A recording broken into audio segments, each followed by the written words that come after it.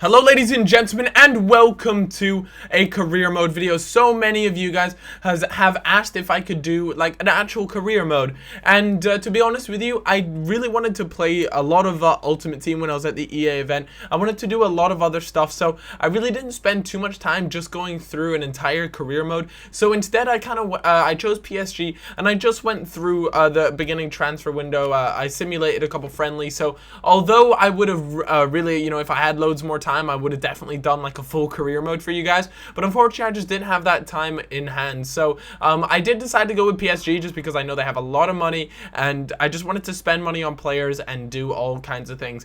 Another little thing I've been doing is I've been actually playing a lot of GTA recently. In the last 2 days since I got it, I've just been playing GTA religiously. GTA 5, that is, of course. The new one, it should be out in a day or two, but it is so much fun. I'm literally having so much fun with this game. But anyways, let's talk more about V14 because that's why you guys are here. Originally, the Champions Cup, we got Aston Villa in there. We got Southampton in the Champions Cup. And this happens every time. I talked about it in a live stream, a charity live stream that I did. But for some reason, every time you first draw the career mode sort of Champions Cup, you always get these really wacky teams and things. But if you redraw them again, you tend to get the ones you can kind of expect, the likes of Barcelona, Man City, all those sort of normal teams, if you will, Real Madrid. They all tend to come out and play. But yeah, the beginning part of a career mode is all very much the same. A little bit of a visual difference. I decided to skip all that beginning bit. Unfortunately, it is not super fast, which is a bit disappointing, but it's got to load somehow. But yeah, I just skipped through all that. But then here we are at these menu bits, and obviously we're straight into the transfer window.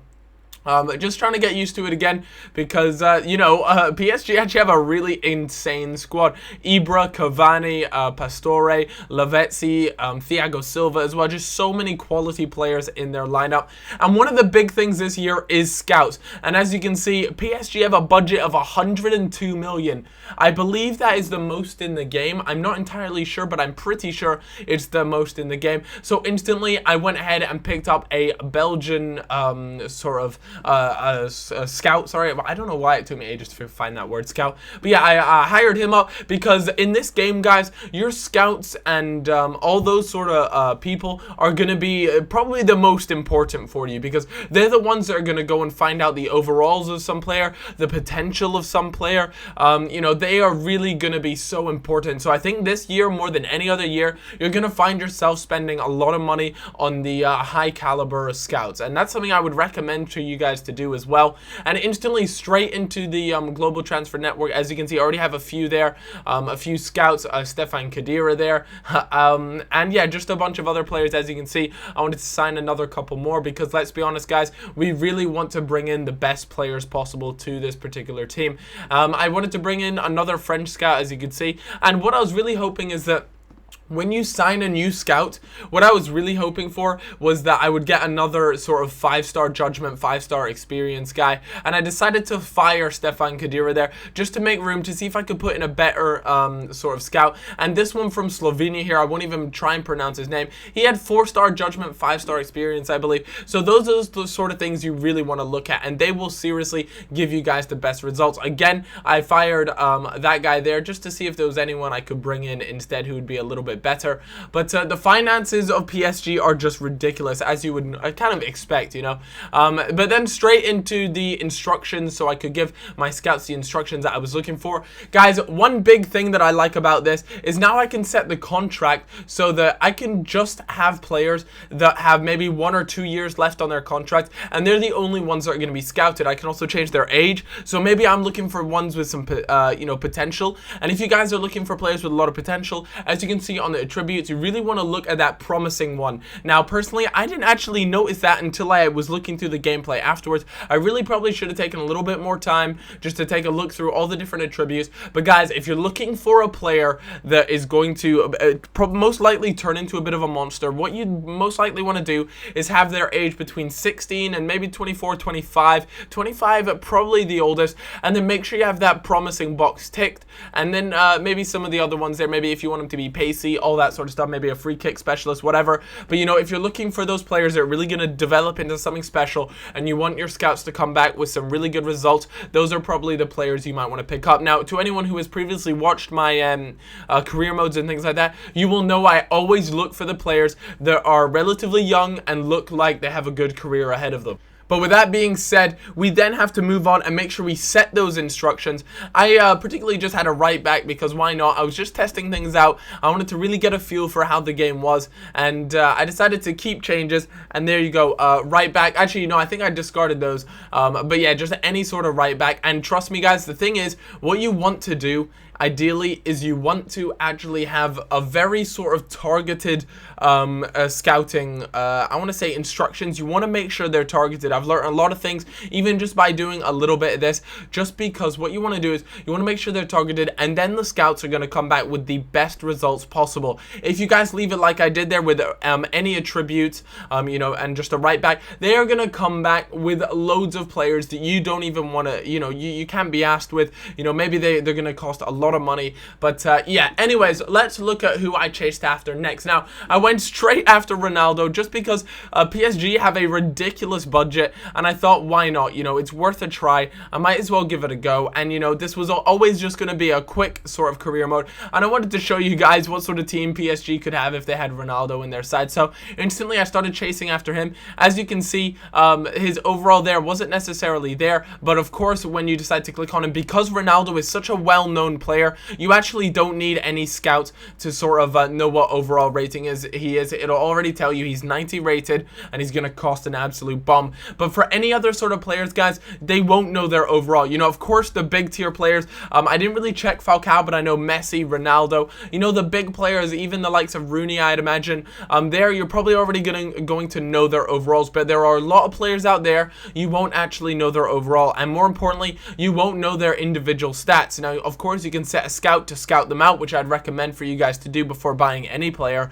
Is go ahead and keep an eye on them, see what you know, see what sort of things they've got in their locker, that sort of thing, and then try and purchase them. Because another thing that it won't tell you is their estimated value. Again, you've got to put a scout out. You've got to make sure you scout the player, get his stats, his estimated value. You know, is he happy at the club? That sort of thing. That all comes with scouting a player. So, like I said, guys, at the beginning of this commentary, scouting is going to be so important in this game, and that's why I'd recommend to anyone looking to jump into a career mode, make sure you invest well into your scouts, and I think in the long term it'll definitely pay off a lot more. Don't just go and buy the cheapest scout just because you want to put some players out there. I honestly think that, you know, it will be worth you know, putting 3, 4, 5 million even into a decent scout. Now, a few people might argue with me, and of course, you know, depending on what sort of club you're going to be with, you might not be able to shell out 5 million on a scout, which I completely understand. In that case, you want to go for someone maybe around like 2 million, and still pick up hopefully around the 3-star level on both experience and judgment.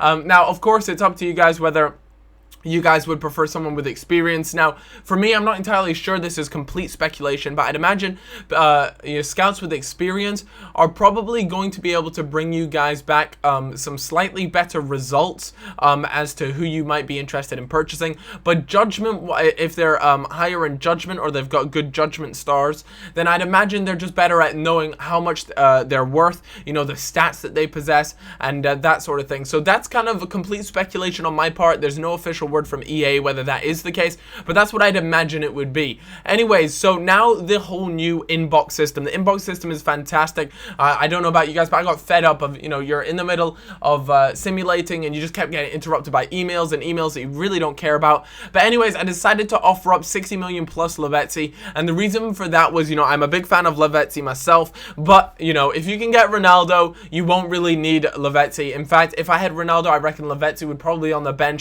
the bench a whole lot more than he'd probably like, so it's probably better that I get rid of him. But anyways, Matuidi there looks like he is on his way out. The bid for Cristiano Ronaldo for 60 million and Lavezzi was actually accepted. Now, of course, he has a rather large wage demand, so I had to obviously accommodate that, and I decided to give him a 10% wage budget because, of course, trying to persuade him to come to PSG is going to be, you know, pretty intense considering he's at Real Madrid at the moment. But guys, that is going to wrap it up for this first part of my mini sort of series. Like I said, it is not, you know, it's not the longest of series. It is just going through the first transfer window. And when the game does actually come out, of course, I'll do a career mode. I've had so many requests that I do one, so you know, it'd be cruel of me to say no. And I'd love to do one for you guys. So this is kind of a taster of what's to come, and I really hope you guys are kind of excited for career mode. I know I am, and I hope to see you guys around for some more career mode goodness. As far as my Jordan Henderson video goes yesterday, I don't usually like to address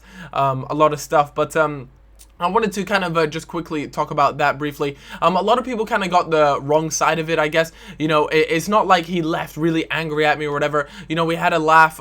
He understood it was a laugh. I told him beforehand, you know, just be prepared for, you know, some slightly strange comments and stuff like that. But you got to remember, professional footballers are very well media trained. They to try and get something out of them. I wanted to kind of make the video as interesting as possible in a way, and to try and do that, I had to ask some pretty strange questions in strange ways, because these guys, otherwise guys, if you wanted me to just ask the sort of normal standard questions, you guys can go and look at that at any old interview, you know. I really wanted to kind of do something different. A lot of people just thought I was being a huge dick to him, and you know, if I was, then I apologized for that. But you know, from the way we spoke after the game and everything, it was all just a good laugh. He seemed that he enjoyed the little session and stuff. But of course, like I said, these guys are so well media trained that you know, they really don't sort of give out too much of their personality in case it gets them into trouble. So just keep that in mind when you're watching the video. But like I said, I do apologize if I offended anyone or anything like that. Yeah, I'll leave it at that for now. So I appreciate anyone who kind of